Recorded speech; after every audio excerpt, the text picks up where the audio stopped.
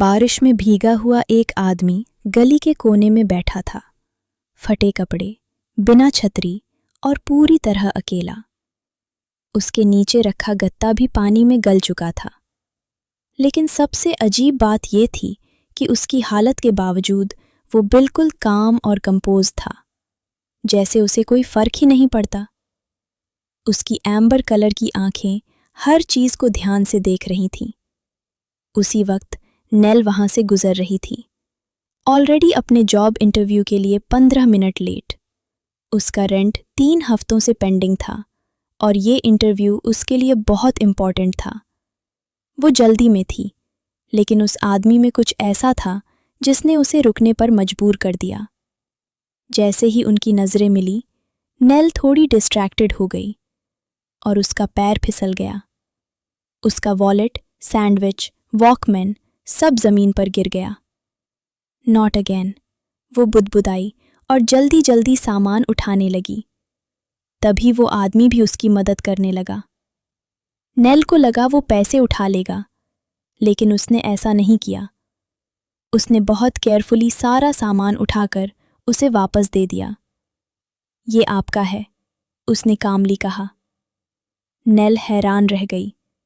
वो थैंक्स कहती है और फिर अपने पास के थोड़े से पैसे जो उसके बस फेयर और डिनर के लिए थे उसे दे देती है। अपने लिए कुछ वार्म खाने का ले लेना, वो सॉफ्टली कहती है। वो आदमी उसे ऐसे देखता है जैसे उसने कुछ बहुत बड़ा काम कर दिया हो। नेल आगे बढ़ने लगती है, लेकिन तभी उसकी नज़र ज़मीन पर पड़ती है। खून। वो रुक जाती है। उसे पता चलता है कि उस आदमी के रिब्स के पास डीप वूंड है और खून उसकी शर्ट से बाहर आ रहा है। तुम इंजर्ड हो? नेल शॉक में कहती है। कुछ नहीं है, वो कैजुअली बोलता है, लेकिन नेल समझ जाती है ये सीरियस है। वो तुरंत कहती है, मेरे साथ चलो, मैं हेल्प कर सकती हूँ। वो अपना हाथ बढ़ाती है।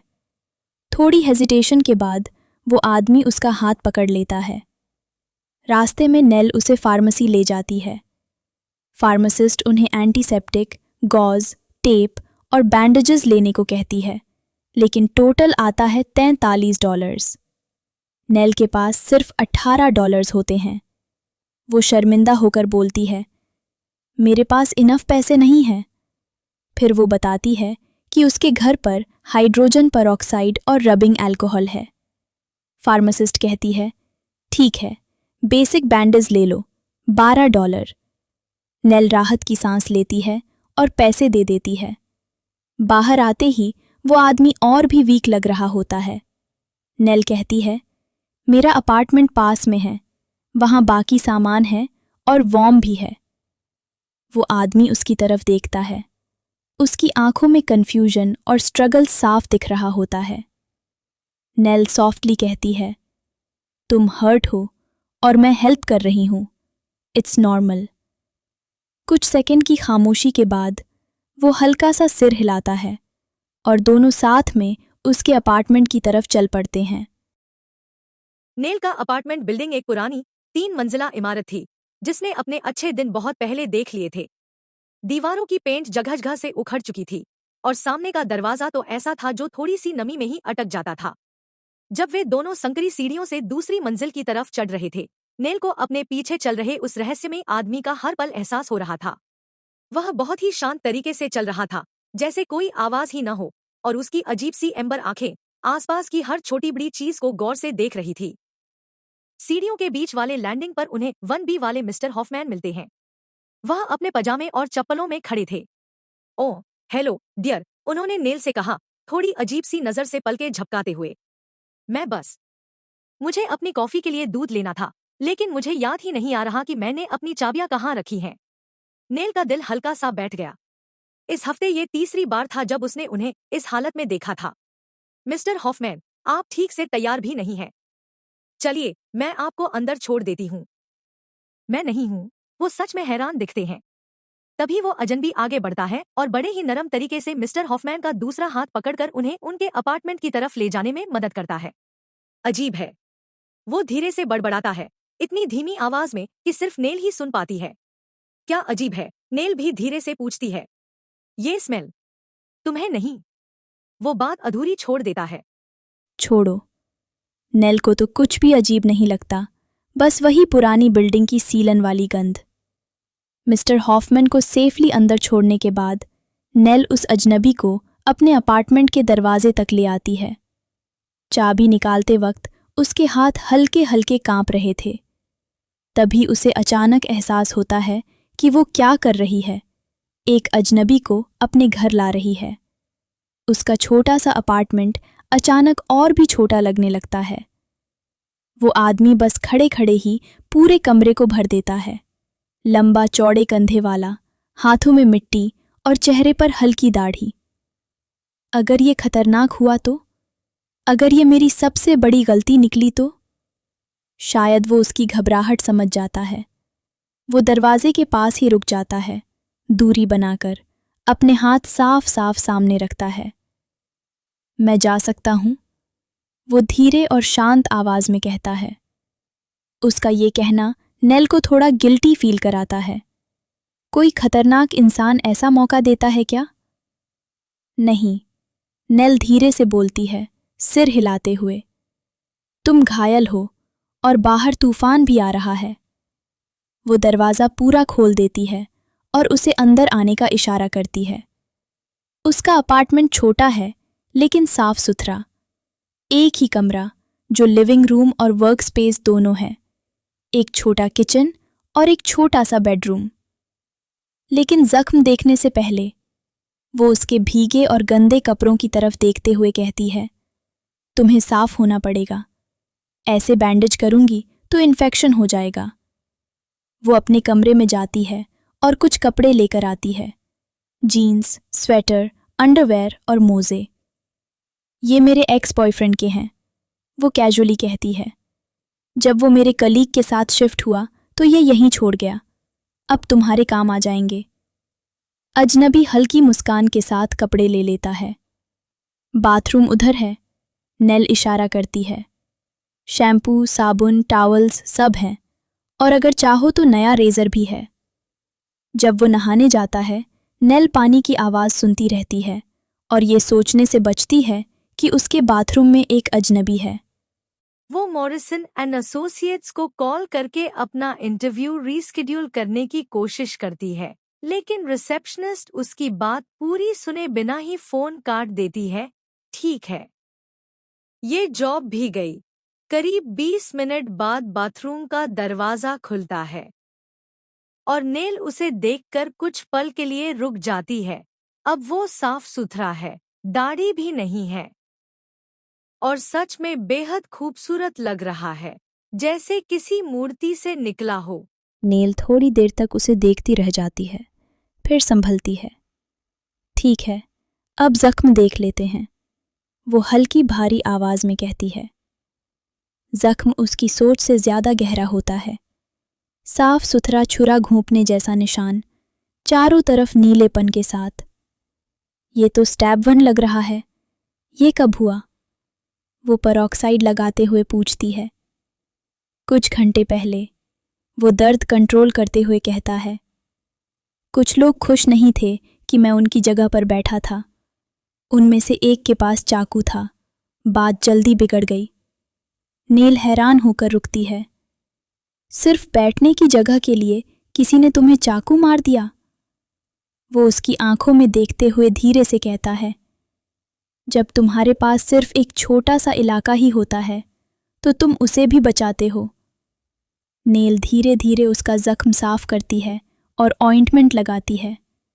वो हल्का सा दर्द से सिकुड़ता है। तुम्हें डॉक्टर को दिखाना चाहिए। ये काफ़ी है, वो शांत तरीके से कहता है। बाहर तूफान तेज हो जाता है। वो खिड़की की तरफ देखता है। रुको, नेल कहती है, आखिरी बैंडेज लगाते हुए। कम से कम तूफान रुकने तक। वो कुछ पल उसे देखता है, फिर सिर हिलाता है। सिर्फ तूफान रुकने तक। उसी समय जोर की गरज होती है और लाइट हल्की फ्लिकर करती है।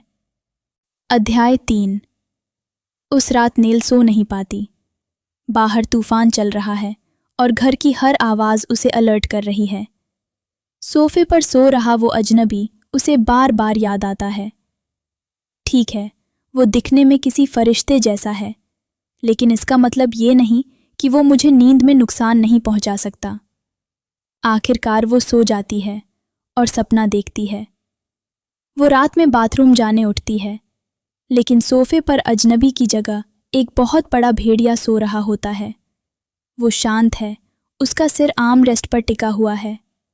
उसमें कुछ अलग सा है, जंगली भी, लेकिन अजीब तरह से जाना पहचाना भी। और अजीब बात ये कि नेल को उससे डर नहीं लगता। कितना अजीब सपना है। सुबह होती है, तूफान अभी भी चल रहा है। नेल कमरे से बाहर आती है। गुड मॉर्निंग, वो अजनबी उसे एक गर्म कॉफ़ी देते हुए कहता है। उम्मीद है तुम्हें बुरा नहीं लगेगा, मैंने कॉफ़ी बना ली। नहीं, ये तो अच्छा है। नेल मुस्कुराते हुए कप लेती है। सुबह की रोशनी में वो और भी अलग लगता है, साफ, शांत और पहले से भी ज्यादा आकर्षक। ठीक है, मेरा फ़ोन ऊपर है।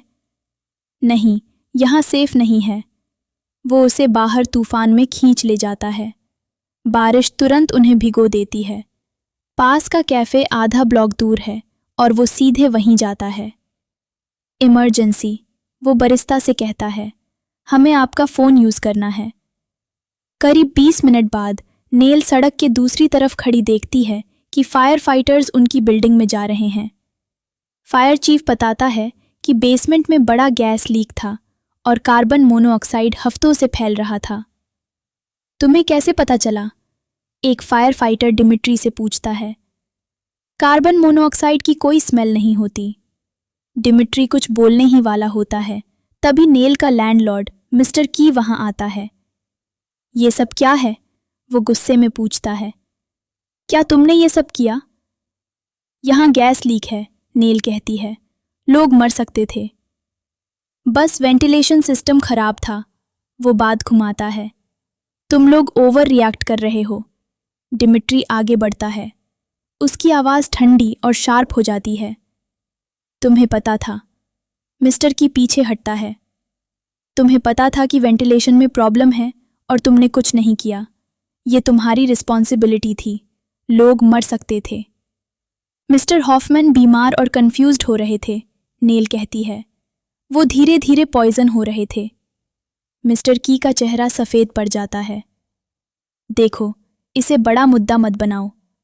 तुम्हें मेरे लॉयर से बात करनी पड़ेगी, डिमिट्री कहता है। नेग्लिजेंस, हाउसिंग रूल्स का वायोलेशन। रुको, वो घबराकर कहता है। हम डील कर सकते हैं, 3 महीने का फ्री रेंट। तुम मजाक कर रहे हो, डिमिट्री गुस्से में कहता है। तुमने लोगों की जान खतरे में डाली है। डिमिट्री, नेल उसका हाथ पकड़ती है। मुझसे 1 मिनट बात करो। वो उसे अलग ले जाती है। देखो, मैं समझती हूँ तुम क्या कर रहे हो, लेकिन यहाँ कोई लॉयर्स अफोर्ड नहीं कर सकता, तुम भी नहीं। डिमिट्री कुछ बोलने लगता है, फिर रुक जाता है, जैसे उसे ये बात अभी याद आई हो। ये पॉइंट नहीं है, उसे बचना नहीं चाहिए। वो बच नहीं रहा, नेल समझाती है। वो सबको 3 महीने फ्री रेंट दे रहा है। ये अभी के लिए बड़ी मदद है। सब सेफ हैं, थैंक्स टू यू। धीरे धीरे उसका गुस्सा कम होता है। नेल उसे देखती है और सोचती है, तुम सच में हो कौन डिमिट्री? अध्याय 4। शाम को जब fire department finally all clear दे देता है, नेल और डिमिट्री चुपचाप वापस उसके अपार्टमेंट में आते हैं। चलो तुम्हारा ज़म देख लूं, नेल कहती है और उसकी आवाज में एक गहरी चिंता होती है। डिमिट्री सिर हिलाता है और स्वेटर ऊपर करता है, जैसे कि वह अपने ज़ख्म को छुपाने की कोशिश कर रहा हो। नेल बैंडेज हटाती है और अचानक रुक जाती है, जैसे कि वह कुछ अनोखा देख रही हो। ये कैसे हो सकता है? वह पूछती है और उसकी आवाज में आश्चर्य और थोड़ा सा डर होता है। जहां कल गहरा ज़ख्म था, वहां अब बिल्कुल साफ स्किन है। एक निशान तक नहीं, जैसे कि ज़ख्म कभी था ही नहीं। मुझे समझ नहीं आ रहा, डिमिट्री भी हैरान होकर कहता है और उसकी आवाज में एक गहरी उलझन होती है। नेल उस जगह को हल्के से छूती है, जैसे कि वह जख्म की सच्चाई को महसूस करने की कोशिश कर रही हो। मुझे तो इन्फेक्शन का डर था। स्टिचेस की जरूरत पड़ेगी, वह कहती है, लेकिन अब वह भी आश्चर्यचकित है। शायद इतना डीप नहीं था, वो कहता है, लेकिन खुद भी श्योर नहीं लगता, जैसे कि वह अपने शब्दों पर विश्वास नहीं कर पा रहा है। दोनों कुछ पल चुप रहते हैं, जैसे कि वे दोनों इस अजीब स्थिति को समझने की कोशिश कर रहे हैं। फिर नेल को एहसास होता है कि वो कितनी करीब है। उसका हाथ अभी भी उसके सीने पर है, और यह एक अजीब सी अनुभूति है। उसकी सांस रुक जाती है जब डिमिट्री अपना हाथ उसके गाल के पास लाता है, जैसे कि वह उसके चेहरे को छूने की कोशिश कर रहा हो, लेकिन तभी रियलिटी वापस आ जाती है। मुझे जाना चाहिए। वो अचानक खड़ा हो जाता है, जैसे कि वह अपने आप को रोकने की कोशिश कर रहा हो। जाना, नेल दोहराती है, जैसे कि वह उसके जाने की बात को समझ नहीं पा रही है। मैं ठीक हूं। तुमने बहुत मदद की। अब मुझे तुम्हें स्पेस देना चाहिए, वो कहता है, और उसकी आवाज में एक गहरी ईमानदारी होती है। नेल को अजीब सा लगता है, जैसे वो उसे रोकना चाहती हो, लेकिन कोई रीजन नहीं है, और यह एक अजीब सी भावना है। वो सही है। वो ठीक हो चुका है। अब उसे रोकने का कोई कारण नहीं है, लेकिन फिर भी नेल को एक अजीब सी खालीपन महसूस होता है। ठीक है, वो हल्की मुस्कान के साथ कहती है, जैसे कि वह अपने आप को समझाने की कोशिश कर रही हो। मैं तुम्हारे लिए थोड़ा खाना पैक कर देती हूँ, वह कहती है, जैसे कि वह उसकी देखभाल करने की कोशिश कर रही हो। जब वो वापस आती है, डिमिट्री अपने पुराने कपड़े फोल्ड कर रहा होता है, जैसे कि वह अपने जीवन को वापस सामान्य बनाने की कोशिश कर रहा हो। ये कपड़े तुम ही रख लो, नेल कहती है, उसके पहने हुए कपड़ों की तरफ इशारा करते हुए, जैसे कि वह उसे एक उपहार दे रही हो। वैसे भी तुम पर ज्यादा अच्छे लग रहे हैं, वह कहती है, और उसकी आवाज में एक हल्की सी मुस्कान होती है। पक्का? वो पूछता है, जैसे कि वह उसकी बात पर विश्वास नहीं कर पा रहा है। मुझ पर भरोसा करो। मैं इन्हें दोबारा कभी देखना नहीं चाहती, नेल कहती है, और उसकी आवाज में एक गहरी ईमानदारी होती है, लेकिन साथ ही एक अजीब सी कड़वाहट भी होती है। उसकी आवाज में आई कड़वाहट दोनों को ही थोड़ा हैरान कर देती है, जैसे कि वे दोनों इस भावना को समझ नहीं पा रहे हैं। डिमिट्री खाना वाला बैग लेता है, और इस दौरान उसकी उंगलियां हल्के से नेल की उंगलियों को छू जाती हैं, जैसे कि यह एक अनजाने में हुआ एक छोटा सा स्पर्श है। थैंक यू, वो धीरे से कहता है, जैसे कि वह अपने दिल की गहराई से धन्यवाद दे रहा हो। हर चीज के लिए। तुम्हारी काइंडनेस, तुम्हारा घर। मुझे नहीं पता मैं ये सब कैसे रिपे करूं, वह कहता है, और उसकी आवाज में एक गहरी कृतज्ञता होती है। अरे, ये कुछ नहीं था, नेल उसे समझाती है, जैसे कि वह उसकी बात को कम करने की कोशिश कर रही हो। नहीं, डिमिट्री कहता है, और उसकी आवाज में एक अजीब सी सीरियसनेस होती है, जैसे कि वह अपने शब्दों को बहुत गंभीरता से ले रहा है। ये कुछ नहीं था। तुमने एक अजनबी की मदद की, जबकि तुम्हारे पास मना करने की पूरी वजह थी। तुमने अपना खाना, अपना घर, अपनी सेफ्टी शेयर की, वह कहता है, और उसकी आवाज में एक गहरी प्रशंसा होती है। वो थोड़ा रुकता है, जैसे कि वह कुछ सोच रहा हो, और यह एक अजीब सी खामोशी होती है, जैसे कि समय ही रुक गया हो। मुझे नहीं पता मैं पहले कैसा इंसान था, लेकिन मुझे नहीं लगता कि मैं इतना अच्छा था। शायद मैं वो नहीं करता जो तुमने किया।